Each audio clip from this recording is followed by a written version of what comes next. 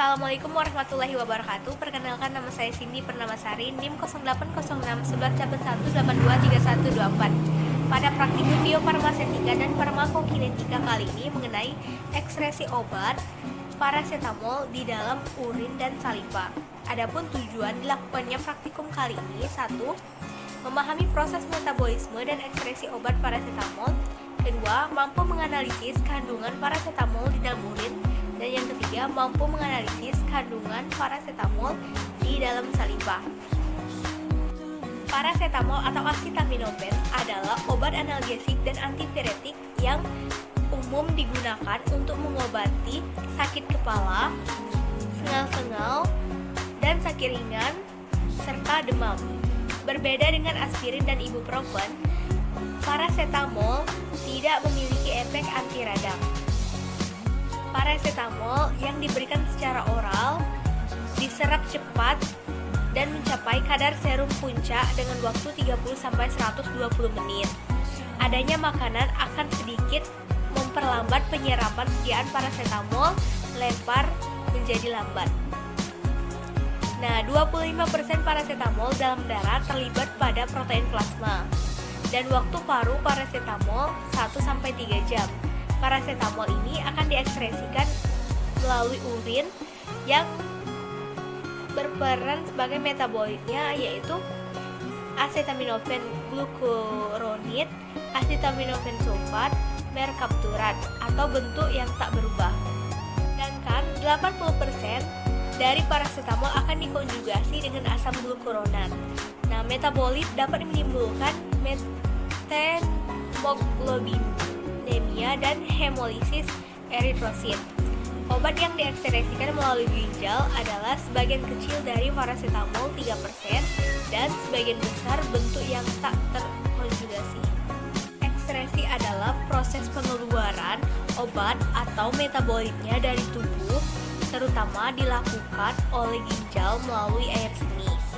Nah, kebanyakan obat yang dikeluarkan oleh ginjal melalui air seni dan lazimnya tiap obat diekskresi berupa metabolitnya dan hanya sebagian kecil dalam keadaan asli yang utuh. Misalnya seperti penisilin, tetrasiklin.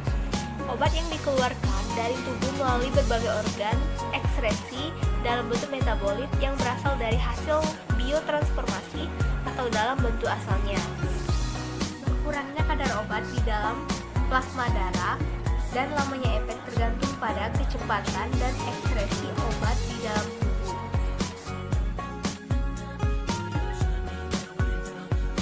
Alat dan bahan yang digunakan pada praktikum kali ini antara lain untuk alatnya yang terdiri dari gelas beker, gelas ukur, pipet tetes, bunsen, stopwatch, dan juga alat tulis. Dan untuk bahan yang digunakan terdiri dari air, parasetamol 500 mg, urin, saliva, naftoresinol, HCl pekat, etil asetat, BaCl2 2%, dan juga FeCl3 2%. Prosedur kerja yang A. Pelaksanaan percobaan. 2 orang sukarelawan diberi minum 2 gelas air sebelum praktikum.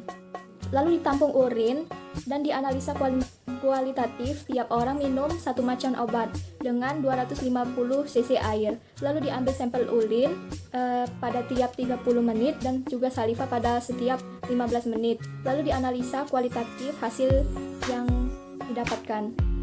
Untuk B itu uji untuk konjugat glukuronida.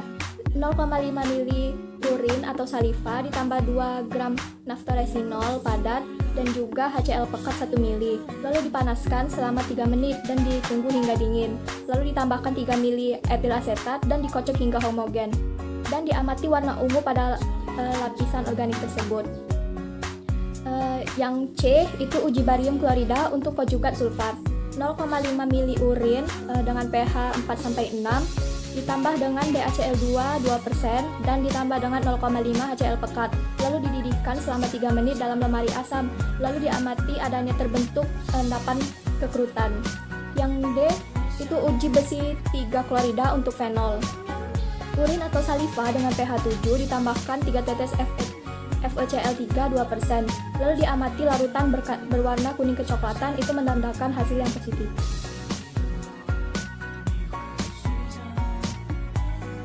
Adapun data hasil pengamatan dari praktikum kali ini, yang pertama, ialah pada sampel urin dilakukan 3 uji, yaitu uji konjugat glukorinit, uji konjugat sulfat, dan juga uji fenol.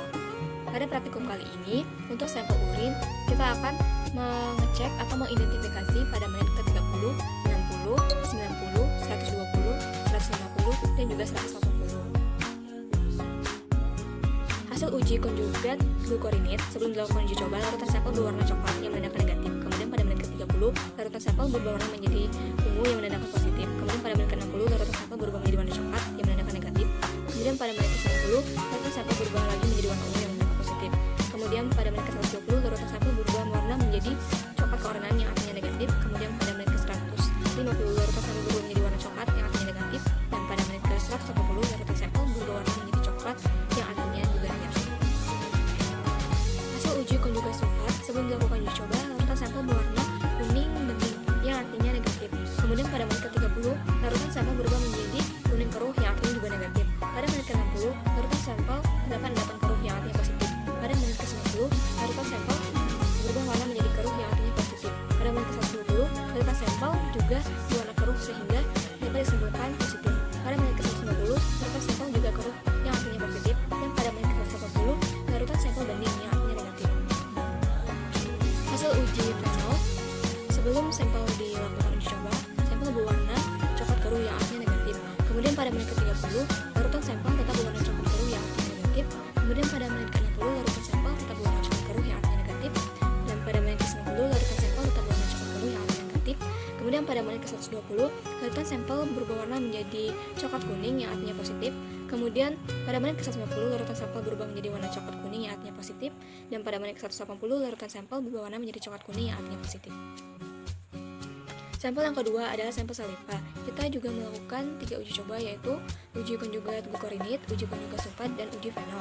Untuk waktu identifikasi ialah pada menit ke-15, ke-30, ke-45, ke-60, ke-75, dan ke-90. Hasil uji konjugat glukorinit sebelum dilakukan uji coba, sampel berwarna coklat muda yang artinya negatif. Kemudian pada menit ke-15, sampel berubah warna menjadi coklat atau terdapat lapisan warna coklat yang artinya negatif. Kemudian pada menit ke-30, larutan sampel berubah menjadi orange yang artinya negatif. Pada menit ke-45, larutan sampel berwarna kuning coklat yang artinya negatif. Pada menit ke-60, larutan sampel berwarna menjadi coklat muda yang artinya negatif. Pada menit ke-75, terbentuk lapisan coklat kuning yang artinya negatif. Dan pada menit ke-90, terbentuk warna kuning kecoklatan yang artinya negatif. Hasil uji konjugat sulfat sebelum dilakukan uji coba, sampel berwarna bening yang artinya negatif. Kemudian pada menit ke-15, sampel juga berwarna bening yang artinya negatif.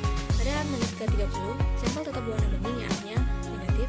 Pada menit ke-45, sampel juga tetap berwarna bening yang artinya negatif. Pada menit ke-60, sampel berubah menjadi warna keruh yang artinya positif. Pada menit ke-75, sampel berubah warna menjadi keruh yang artinya positif. Dan pada menit ke-90, sampel tetap berwarna keruh yang artinya positif.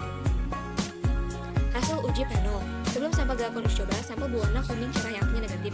Pada menit ke-15, sampel berubah warna menjadi orange yang artinya negatif. Pada menit ke-30, sampel berubah warna menjadi kuning coklat yang artinya positif.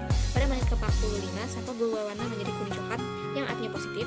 Pada menit ke-60, sampel berubah warna menjadi kuning cerah yang artinya negatif. Pada menit ke-75, sampel berubah warna menjadi kuning cerah yang artinya negatif. Dan pada menit ke-90, sampel berubah warna menjadi kuning yang artinya negatif. Adapun kesimpulan pada praktikum kali ini, yang pertama, paracetamol merupakan obat yang memiliki efek sebagai analgetik dan juga antipiratik.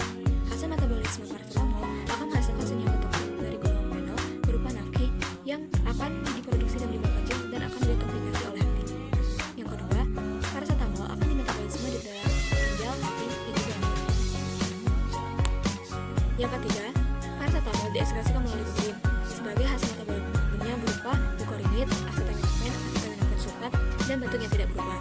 Yang keempat, pada hasil metabolisme pada sampel urin dan saliva ditemukan adanya senyawa fenol nafki yang menandakan bahwa terjadi gangguan pada metabolisme.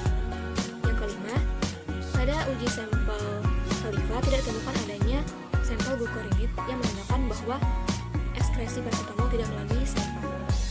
Terima kasih yang telah